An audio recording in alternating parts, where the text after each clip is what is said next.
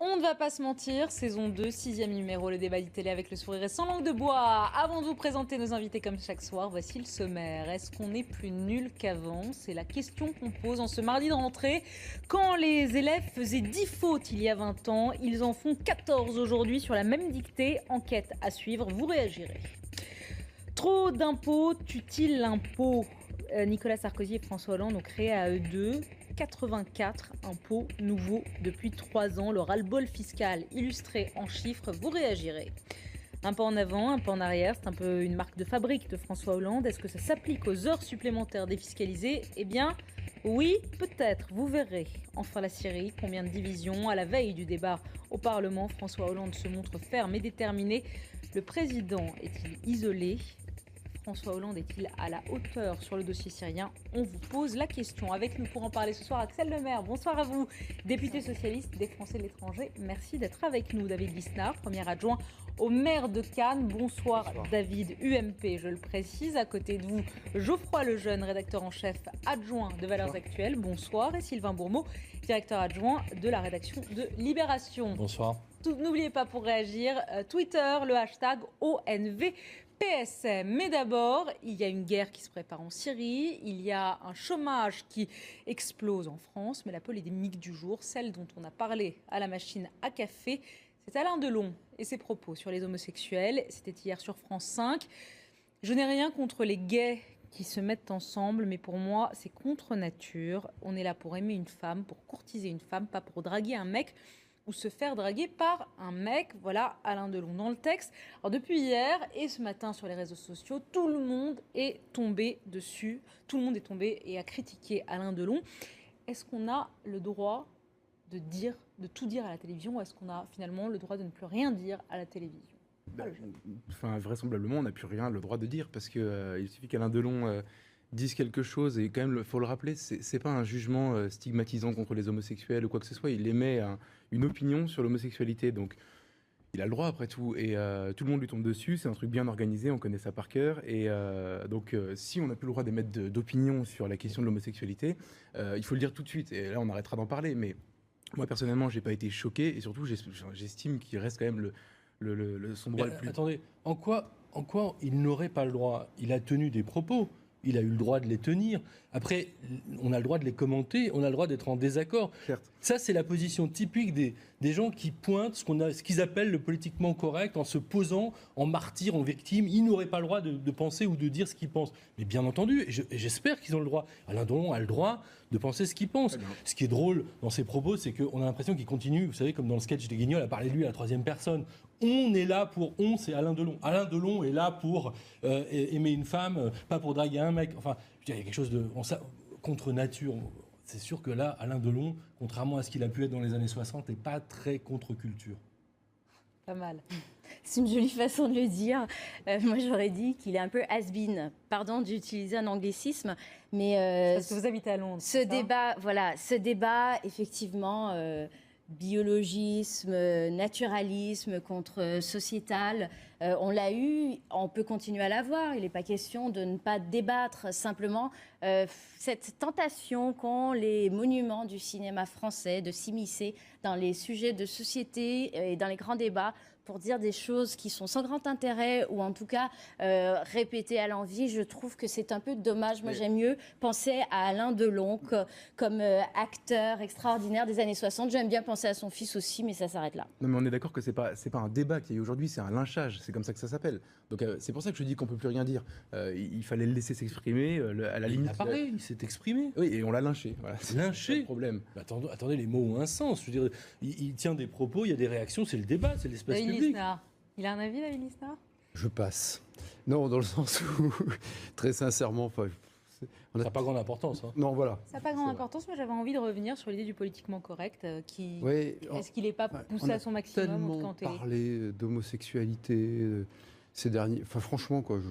Voilà. Donc, Alain Delon a dit ce qu'il a dit, et on n'est pas obligé de faire de la publicité à tout ça. Voilà, c'est mon avis.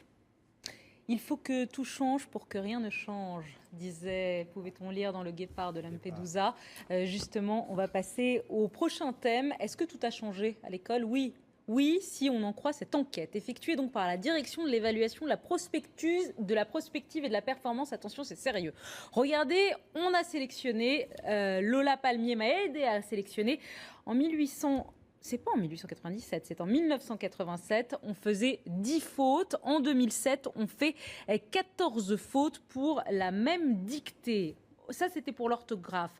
Maintenant, on va passer aux additions, aux maths. Regardez les chiffres. J'espère qu'on a en maths, voilà, en 1987, je préfère effectuer une addition, une soustraction à 3 ou à 4 chiffres. Eh bien, on était 90% à pouvoir le faire en 87. On n'est plus que 80% à pouvoir le faire aujourd'hui. Autre inégalité qui ont augmenté aussi, comme le montre l'étude. En 2000, 15% d'élèves étaient moins performants, étaient des mauvais élèves, considérés comme des mauvais élèves. En 2009, ils sont 20%. Ça vous étonne, ces chiffres-là, Sylvain Bourmeau? Non, c'est pas surprenant. En même temps, il ne faut pas exagérer non plus ça. D'autres études ont montré que contrairement à ce qu'on croit parfois, le niveau baisse pas tant que ça, ou plutôt il évolue. C'est-à-dire que les compétences ne sont pas nécessairement les mêmes. On a vu avec aujourd'hui la montée en puissance d'Internet, des ordinateurs, un retour de l'écrit auquel on ne croyait pas, par exemple. Donc on voit les choses se déplacer. Il ne faut pas être alarmiste. En revanche, ce que ça pointe là, c'est un niveau moyen. Et si ce niveau moyen baisse en France, on sait que c'est parce qu'on mène des politiques scolaires qui sont beaucoup trop préoccupées par un petit nombre de très bons élèves, les élites scolaires, qu'on essaye de rendre encore meilleurs, en laissant de côté la grande masse des élèves. Pas seulement ceux qui décrochent d'ailleurs, mais les élèves moyens.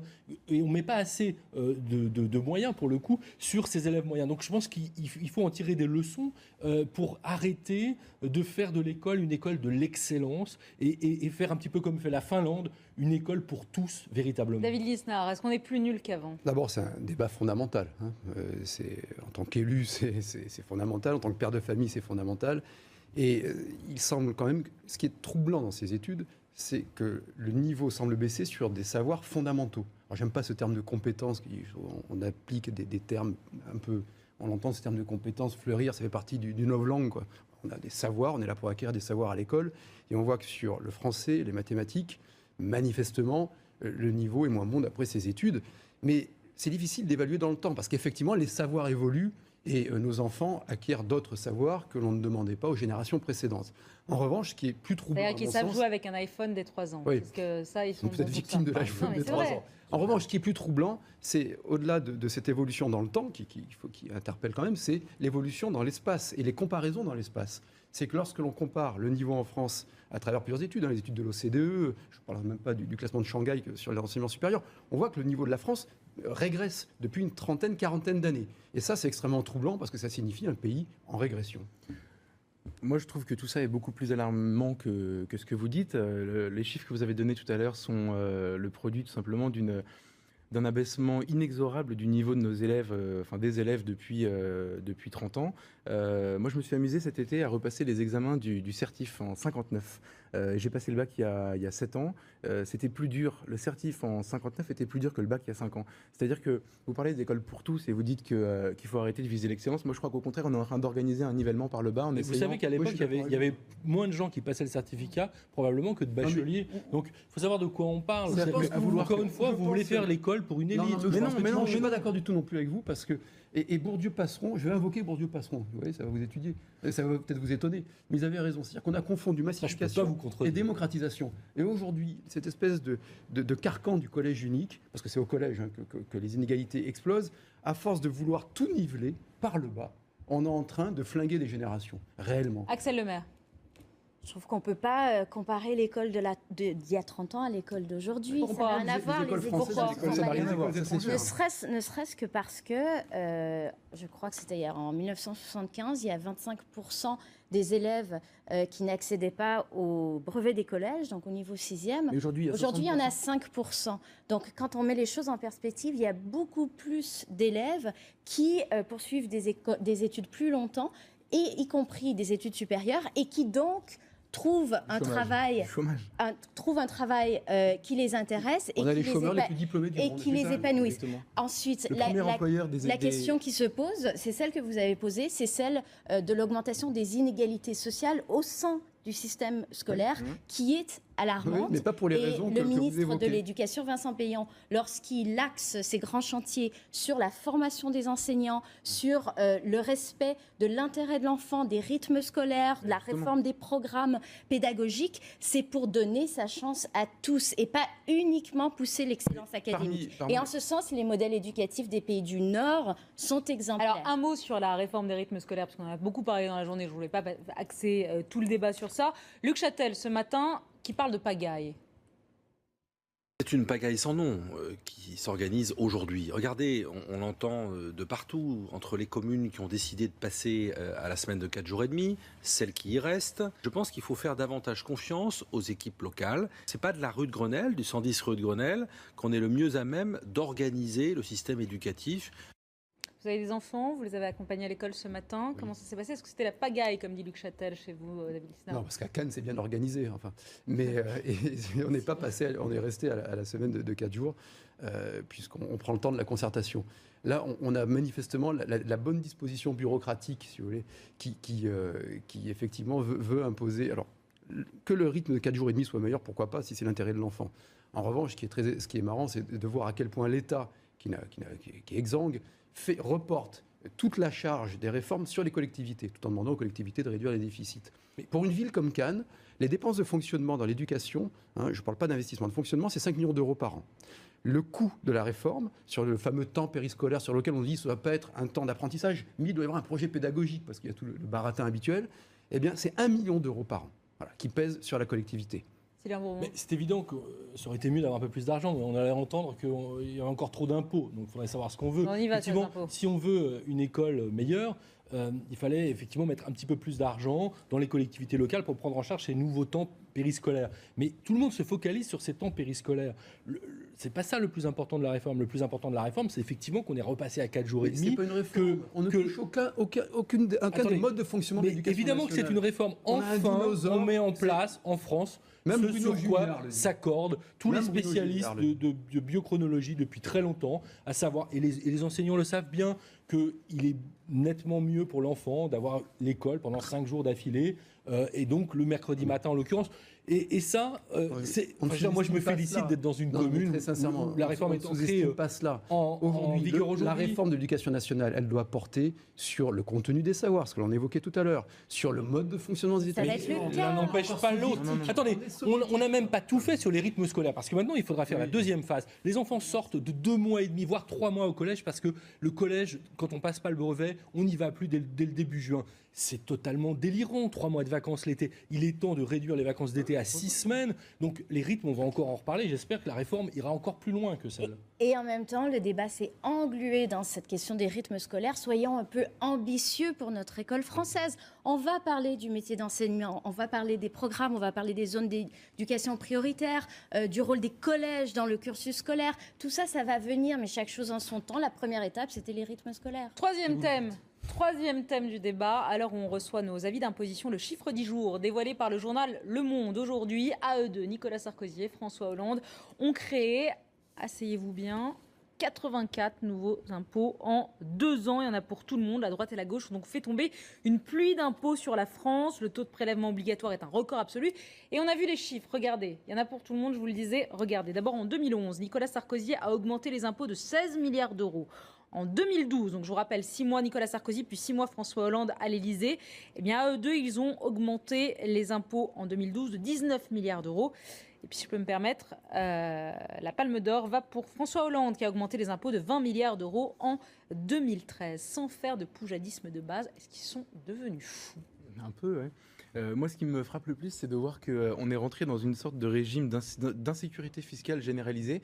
C'est-à-dire que je me mets à la place, alors moi je suis journaliste, je ne suis pas chef d'entreprise, mais je me mets à la place d'un petit chef d'entreprise qui voit tomber sur lui comme ça des nouveaux impôts tout le temps. Sachant que en France, nul n'est censé ignorer la loi, ces gens-là doivent être hors la loi en permanence et en fait doivent se prendre des coups, des rappels tout le temps. Ça doit être insupportable à gérer pour un petit chef d'entreprise. Donc je ne veux pas faire de poujadisme comme vous, enfin non plus, mais Mais pardon, on est en train d'organiser un système où on ne peut plus réussir, c'est tout à fait fou. J'ajoute que souvent la fiscalité peut être jugée comme punitive. Moi, je vis mal les impôts sur le tabac, sur la bière, etc. C'est des choses qui sont faites pour changer le comportement des gens. Et la gauche, on a l'impression que la gauche ne se sert des impôts que comme quelque chose de punitif pour boucher des trous. Mais c'est parfaitement logique de se servir de la politique fiscale pour mener des politiques publiques, se servir de l'impôt comme d'un levier. C'est pour changer les mentalités. Oui, les comportements. Vous parliez de tabac et d'alcool, mais je pourrais ajouter surtout la fiscalité écologique, dont j'espère que le gouvernement va mettre en œuvre un certain nombre de mesures qui vont dans ce sens. Et que l'État décide d'orienter les comportements des acteurs, des citoyens, par l'impôt, me semble tout à fait normal, tout à fait souhaitable. La vraie débat qu'on doit avoir, c'est est-ce qu'on est d'accord sur le fait d'orienter dans tel ou tel sens. Après, il y a une autre chose, c'est que 84, ça paraît complètement fou, en même temps, on a besoin d'une véritable rationalisation. Et moi, ce que je ne comprends pas, c'est qu'on dit depuis longtemps que la matière fiscale est la passion du chef de l'État, de François Hollande. Mais pourquoi n'a-t-il pas lancé, à peine élu, cette grande réforme fiscale de simplification de l'impôt pour avoir un impôt plus juste, plus efficace, dont on a besoin. Ça, j'avoue que je ne comprends pas pourquoi François Hollande a renoncé à ça pour l'instant. Je vous donne la parole dans un instant et je vais vous écouter notamment vous, Axel Lemaire. Mais d'abord, il est 21h30. Caroline Delage, l'essentiel de l'actualité et les thèmes développés à 22h dans Guelzy jusqu'à minuit, Caroline. Oui, et à 22h, on ira à Washington, où en ce moment même, le secrétaire d'État américain John Kerry est en train d'essayer de convaincre le Congrès américain du bien fondé d'une intervention en Syrie. Exercice plutôt réussi apparemment jusqu'à présent. Barack Obama a déjà engrangé des soutiens de poids, notamment du chef de file des Républicains à la Chambre des représentants. On ira à Washington rejoindre notre correspondante Laurence Saïm. On ira aussi à Jérusalem alors qu'Israël a reconnu aujourd'hui avoir tiré des missiles en Méditerranée, exercice conjoint avec les États-Unis qui était prévu de longue date, dit l'État hébreu, et qui n'a rien à voir avec la Syrie. Et puis ça ne vous a pas échappé, c'était la rentrée des classes aujourd'hui pour 12 millions d'élèves. Georges Paul-Langevin, ministre délégué à la réussite éducative, et l'invité d'Olivier Galzi à 22h15. Merci Caroline, et à tout à l'heure à 22h. Le ras-le-bol fiscal dont parlait Pierre Moscovici est-il une réalité quand on voit les chiffres qu'on vient de développer et qui sont donc publiés dans le journal Le Monde? Je vous rappelle ce chiffre et on va la revoir à la une du Monde si c'est possible. 84 nouveaux impôts créés en 2 ans entre Sarkozy et Hollande. David Lisnard. Oui, le problème fondamental de la France, c'est le poids des prélèvements obligatoires au-delà du terme impôt, puisque c'est les charges sociales qui posent problème surtout. 46%, 46,3% de prélèvements obligatoires. Et surtout la dépense publique, 57% du PIB en dépenses publiques. Vous vous rendez compte que la Suède, pour prendre un modèle qui devrait vous convenir, la dépense publique, c'est 51% du PIB. C'est beaucoup. Si la France était à 51% du PIB en dépenses publiques, c'est-à-dire pas d'un pays ultralibéral, pour reprendre les gros mots habituels du politiquement correct aussi, ce serait 20 milliards multipliés par 6, 120 milliards de dépenses en moins. Et on n'aurait quasiment pas de problème. Donc la France aujourd'hui est en train de s'enfoncer dans la surfiscalité. On a encore un esprit entrepreneurial très développé. On a beaucoup d'entrepreneurs, beaucoup de personnes qui osent en France, heureusement, contrairement à tout ce qu'on dit. Mais une entreprise sur 2 meurt au bout de 2 ans, en raison en particulier de la bureaucratie et de la fiscalité. Axel Lemaire, vous qui vivez à Londres, je m'érige totalement contre ce discours défaitiste sur l'entrepreneuriat en France. D'ailleurs, une étude qui a été publiée très récemment par un cabinet privé de conseil en stratégie classe la France comme le pays numéro 1 où il fait bon entreprendre. Et cela inclut la fiscalité.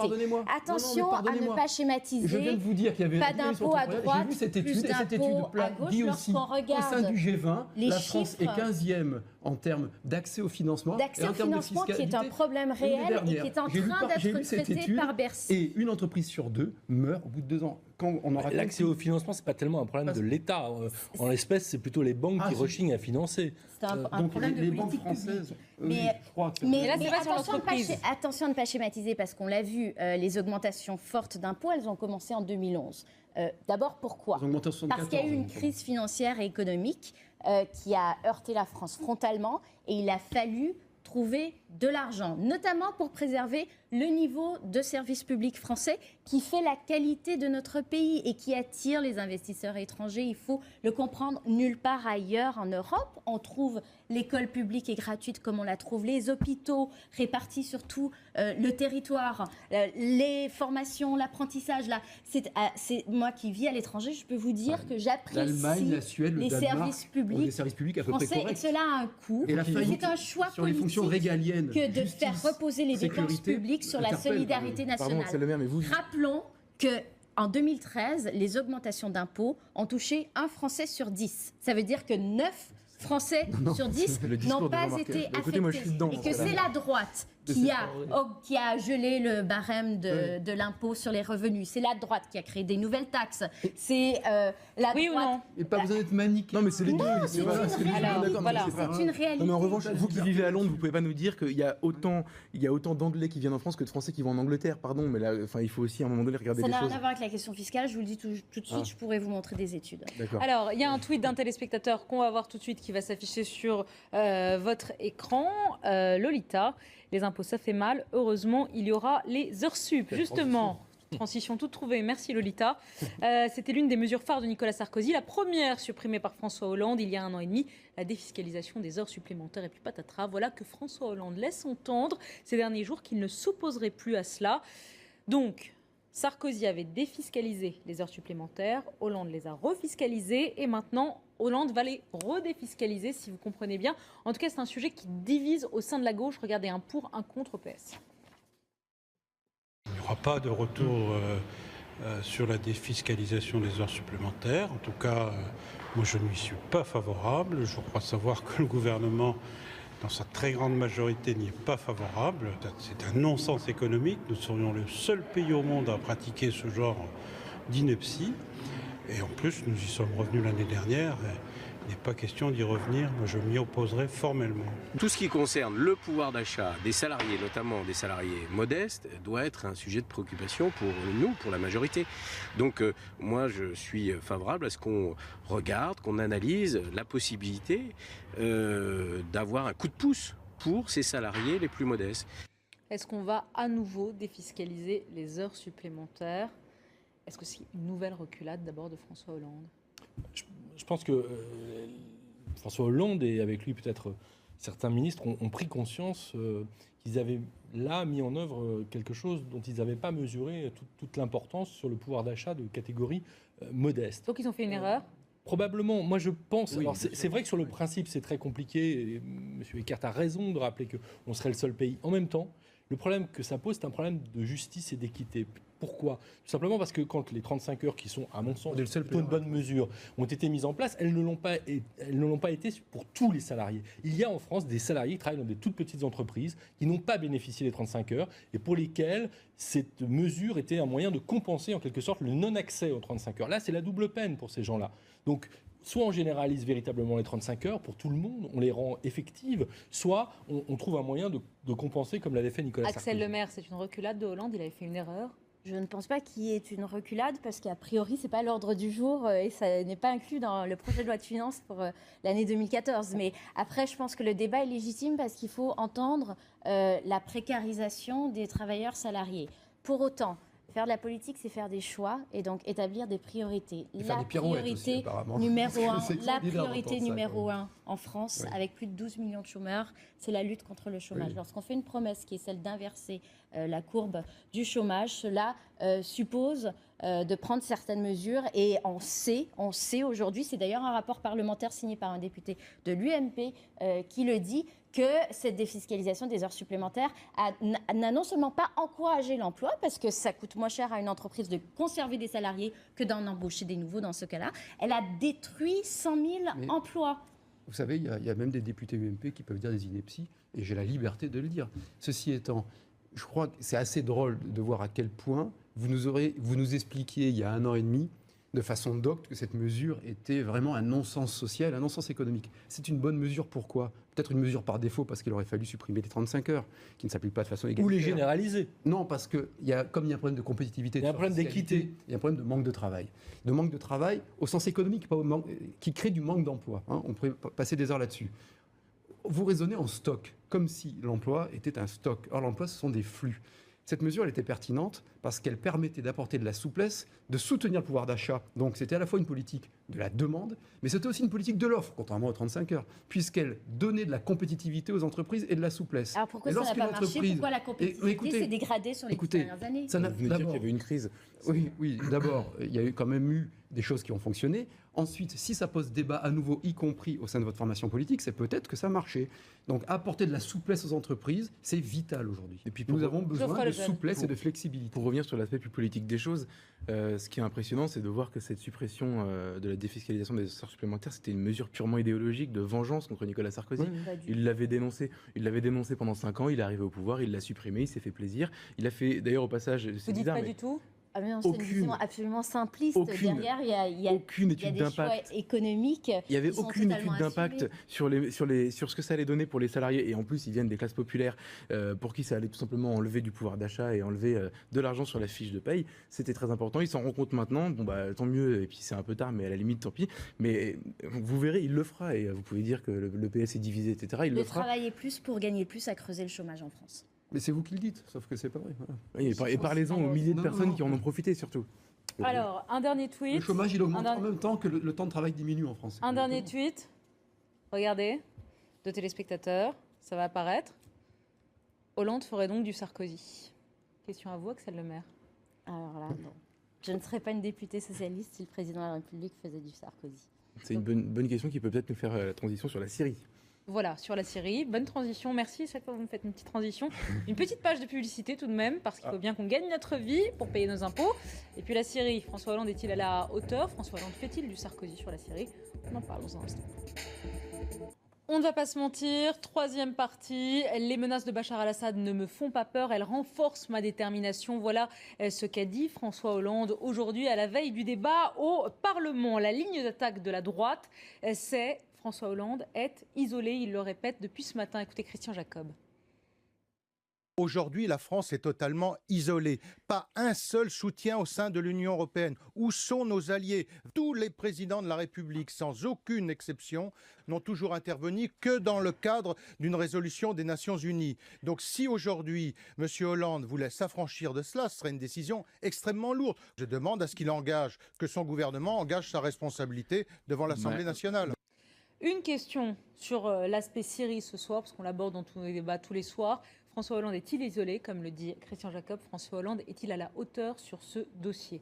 Geoffroy Lejeune. Non, et il est pire, moi je trouve pire qu'isolé, on est presque, enfin lui et nous, ridiculisés. Il se retrouve réduit à faire ce qu'il a toujours reproché à Sarkozy de faire, à savoir être le laquais des Américains, et on est suspendu au vote d'un congrès qui est à des milliers de kilomètres de chez nous. Et donc, moi, je suis pas très à l'aise avec cette question. Et par ailleurs, la question du vote au Parlement, je sais pas quand est-ce qu'elle va être tranchée, mais je trouve ça quand même très léger de dire que le Parlement est souverain, sauf que quand ça l'arrange pas, le Parlement n'est pas souverain.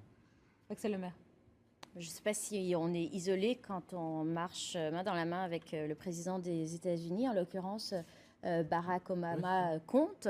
Et le président de la République a très clairement expliqué qu'il était en train de construire et de rechercher une coalition en Europe et au plan international. Le sommet du G20 qui va se tenir à la fin de cette semaine à Saint-Pétersbourg va être en ce sens extraordinairement important. Les ministres de la Défense, les ministres des Affaires européennes vont aussi à la fin de la semaine se retrouver à Vilnius dans le cadre de rencontres européennes. Le mot final n'est pas dit. Je pense que c'est sain qu'il y ait des négociations, qu'il y ait un débat dans plusieurs pays. La décision finale n'a pas encore été prise. On se rend bien compte qu'il y a une question de tempo. Toutes ces hésitations là. Il y a une question de tempo. Moi, en tout cas, je me réjouis d'une chose. J'ai assisté complètement au débat qui a eu lieu à la Chambre des communes la semaine dernière. Je pense que ce débat a eu lieu trop tôt et qu'en tout cas, les députés n'étaient pas en mesure de juger à l'aune de preuves solides. Je me félicite de la démarche qui est totalement inédite en France du gouvernement, de la présidence de la République, qui a mis en ligne des documents déclassifiés issus des services de renseignement pour créer ce débat et essayer de faire un travail de conviction de l'opinion publique. Moi, je ne veux pas faire de procès d'intention à François Hollande, qui possède peut-être des informations que nous ne possédons pas dans la République. Mais vous avez lu les rapports, vous avez vu les vidéos. Oui, moi, je les ai lus, justement, c'est un peu inquiétant quand même. La faiblesse des preuves. Mais ceci étant, je crois qu'il s'est il s'est construit un piège politique lui-même en surjouant tout de suite sur cette question en pensant que l'opinion publique le suivrait. L'opinion publique ne le suit pas. Et au plan international, il s'est mis tout seul dans une impasse. Parce que la question fondamentale, on est légitimement bouleversé par l'utilisation d'armes chimiques, etc. OK. Mais la question fondamentale, quels sont les fondements juridiques d'une intervention militaire aujourd'hui ? Qu'est-ce qui justifie l'intervention militaire ? Quels sont les buts de guerre ? La violation du droit international humanitaire, l'usage d'armes chimiques à l'encontre des populations civiles est strictement interdit par le droit international depuis plus de 70 ans. C'est pas un fondement juridique. La violence légitime. Excusez-moi, je vais vous donner la parole, Sylvain Bourbon, vous allez réagir à ce tweet d'un téléspectateur, si vous le voulez bien. S'octroient le droit d'intervenir, si d'autres pays, parce qu'ils estiment qu'il y a une violation grave des droits de l'homme. Pardonnez-moi, David. Pardonnez-moi, mais Nicolas Sarkozy, justement, respectait le droit. Si Sarkozy était le président et décidait d'agresser la Syrie comme le fait Hollande, tout le PS serait dans la rue. Bon, tout le PS dans la rue, ça fait pas beaucoup de monde, hein, ça fait des élus.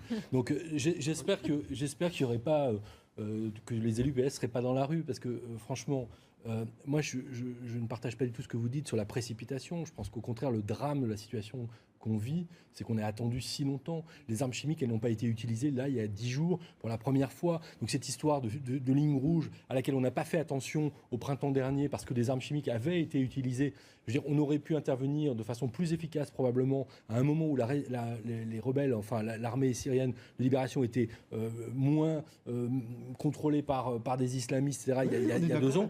Bon, déjà, on est très tard. Par ailleurs, moi, ce qui m'inquiète, c'est pas vraiment François Hollande, c'est plutôt les autres pays européens dont l'attentisme commence à être sérieusement inquiétant. En revanche, je pense qu'il est très important qu'il y ait un débat au Parlement et qu'il y ait un vote au Parlement français. Je ne vois pas pourquoi. Je veux dire, les Anglais et les Américains ont montré la manière de faire pour une grande démocratie. Et puis, dernière chose, le mot punir est très mal choisi. Il ne s'agit pas de punir quelqu'un. Il s'agit de protéger des populations civiles et de lutter contre les crimes contre l'humanité. On n'est pas là à faire la police du monde. On est là à protéger des populations civiles. Il reste 1 minute. Vos coups de gueule, vos coups de cœur. Axel Lemaire, 5 secondes chacun. Teddy Riner. Elle est amoureuse.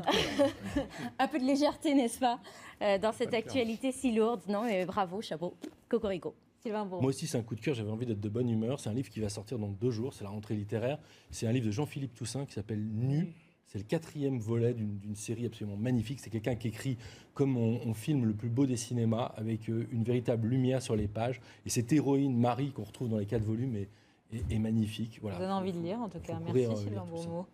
Un coup de gueule un peu tardif, mais moi ce serait Alain Désir, pardon Axel Lemaire, mais son truc d'esprit munichois était quand même vraiment pathétique. Alors je vais vous dire, vous savez ce qu'a dit John Kerry aujourd'hui ? Non. We are living a Munich moment. Ouais. On vit un moment munichois. Oui, il a de la chance, il est sauvé. C'est John Kerry qui l'a dit. Sauvé par Harlem. Je suis désolée, mais je suis obligée de le dire. Une ineptie peut être dite par 2 personnes, dont une personne compétente. Exactement. Mais moi, ce matin, j'ai amené mes enfants à l'école et ils étaient plutôt contents d'aller à l'école. J'écoutais les reportages chez vos confrères et j'entendais le mot de l'époque. Vous savez, les mots, il y a toujours des mots. C'était le mot stress. Et je me disais, mais il y a 30 ans, on ne parlait pas de ça, quoi. Sans être réac. Donc, les professeurs étaient stressés selon les médias. Les parents étaient stressés. On faisait dire à une gamine, ah oui, je suis stressé. Et ça, c'est la niaiserie de l'époque qui m'insupporte. Voilà. Donc, l'école, c'est bien. On est content de s'instruire. C'est pas stressant. Voilà. David Lisnard n'est pas stressé. Merci à vous d'avoir participé à ce débat. Tout de suite, Galzi jusqu'à minuit. La rentrée, justement, c'est à suivre avec Olivier Galzi et Caroline Delage.